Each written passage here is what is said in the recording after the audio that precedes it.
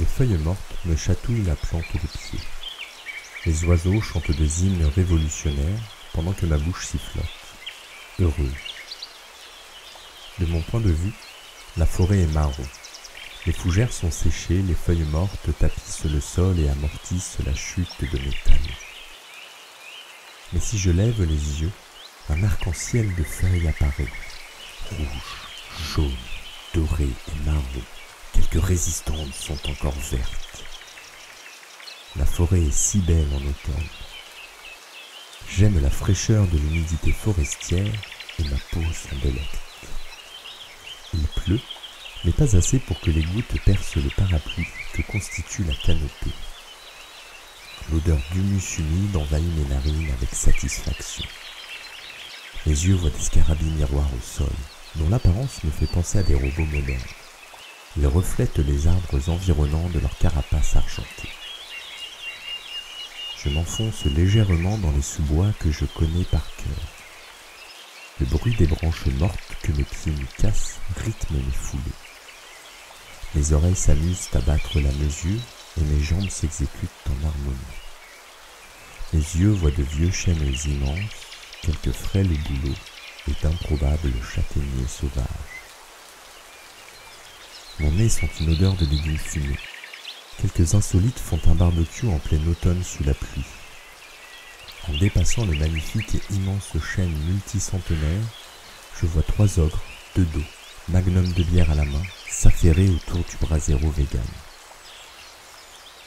Ma surprise se mélange à de la peur, je n'ai aucune envie de finir en brochette cet après-midi. Si mon cerveau émet immédiatement des impulsions de fuite, mes jambes, elles, ne répondent plus. Elles sont paralysées, et pourtant elles tremblent sur elles-mêmes. Je me sens ridicule à ne pas pouvoir faire obéir mon corps à ma volonté.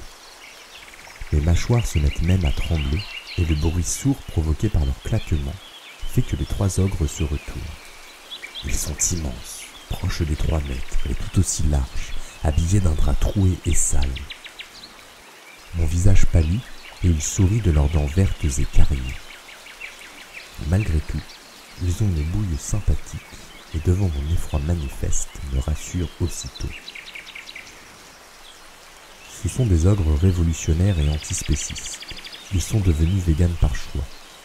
Chassés de leur tribu, ils survivent hors des forêts fantaisistes dans les forêts humaines. Ils ont peur des moteurs et des fusils des chasseurs. Connaissant la forêt comme ma poche, je leur conseille quelques endroits écartés des chemins de randonneurs et des villages alentours afin qu'ils puissent végétaliser en paix. Pour me remercier, ils m'offrent une betterave rôtie au feu, une tranche de courgettes grillées au thym, ainsi qu'une délicieuse aubergine marinée à l'huile d'olive. Le goût exquis de leurs légumes se propage de ma bouche à mes pieds, et mon cerveau conscientise que ces ogres végétaliens sont d'excellents cuisiniers. Je leur souhaite une bonne journée automnale et continue mon chemin hors piste entre les ronces vertes et les fougères séchées. Mon cœur espère revoir ces ogres marginaux une fois qu'ils auront fini leur végétalisation et qu'ils seront devenus des ogres arbres moussus. Mes jambes me portent automatiquement dans la partie préférée de cette forêt. De grosses fourmis rousses apparaissent au sol. Mon corps tout entier arrive dans leur royaume. Elles me connaissent, me reconnaissent à mon odeur. Je suis le bienvenu ici. Des tumulus de terre et de galeries s'élèvent à perte de vue. Des champignons rouges parsèment le sol, les chênes se transforment en merisiers ou en hêtres. Ici, les feuilles des arbres sont toutes rouges. À chacun de mes pas, mes yeux observent attentivement le sol, afin de ne pas écraser une pauvre ouvrière pendant sa chasse quotidienne. La pluie tombe plus drue et finit par percer la canopée. Des gouttes fraîches tombent sur ma peau et revigorent mon corps, encore engourdi de ma rencontre surprise. Mes pieds me portent tout seuls, mais mon cerveau retrouve un peu ses réflexes. Le chant des oiseaux m'ennuie.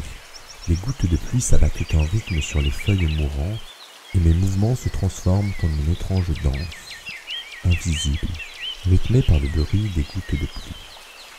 Les fourmis rousses comprennent mon chemin et dévient légèrement leur trajectoire pour me laisser passer. Je me rends au rocher des fées. C'est mon refuge loin de la vie pressée des humains. Le rocher, lui, des gouttes de pluie fraîche, et la mousse verte qui pousse dessus boit de toute sa soif. C'est un gigantesque menhir de granit rose pétant, érigé jadis et qui résiste à l'érosion du temps. Je m'assise en tailleur devant. Mes oreilles écoutent le silence sylvestre et mon esprit se laisse bercer par l'apaisement de cet écosystème. Une fée ailée apparaît, comme toujours. Elle fait la taille de ma main, comme une gigantesque libellule. Ses 4 ailes papillons sont vertes, tachetées de testes de rorsac bleu. Elle est la fée mouche, nous nous connaissons. Mais cette fois, elle n'est pas contente. 3 ogres se sont échappés de son royaume et elle risque de se faire licencier de son poste de gardienne du passage. Je ne lui dis pas que je les ai croisés, encore moins les 2 lieux où je leur ai conseillé de se cacher. Elle fronce ses sourcils dorés et me regarde mal. Elle ne me croit pas, à juste titre. Ses ailes s'agitent en un beau balai et la porte interroger d'autres créatures. Sur son sillage, elle dépose une odeur de fleurs d'oranger. J'espère que les ogres ont fini leur barbecue et sont allés se cacher. Le vent chatouille mes cheveux et porte les gouttes de pluie sur mes joues. Je m'allonge sur le tapis moelleux et mouillé de feuilles mortes. Mes muscles se détendent et mon esprit s'assoupit. À mon réveil, je constate qu'un korrigan farceur m'a volé ma sacoche de cuir contenant un peu d'eau et quelques victuailles. Ça arrive lorsqu'on dort devant un menhir ou sous un dolmen. Je fais quelques étirements pour réveiller mon corps. Le lutin finit par apparaître. Il a la taille d'un bébé, un chapeau melon vert et sifflote innocemment sa culpabilité.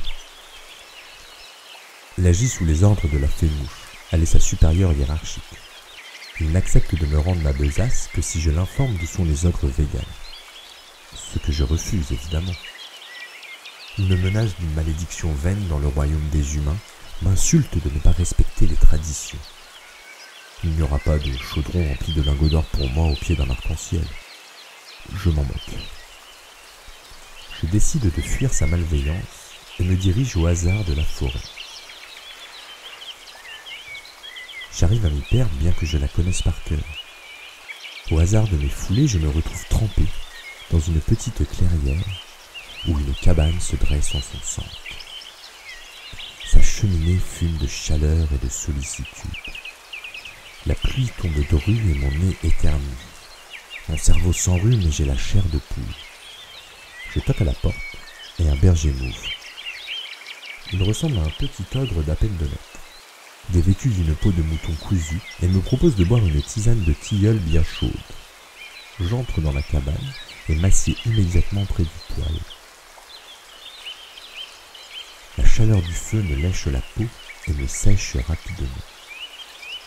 Il m'explique qu'il a lui aussi déserté le royaume de la fée mouche il y a de nombreuses années, ne supportant pas la vie d'ogre sanguinaire et mangeur d'enfants. Ici, à l'abri de la gardienne du passage des humains, il est devenu berger. Il a dû rapetisser pour vivre dans cette petite cabane.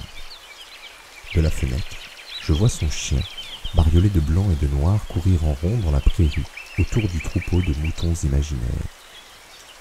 Je m'allonge sur son lit, et pendant qu'il me raconte son histoire, je me laisse bercer par le son suave de sa voix, et je m'endors facilement.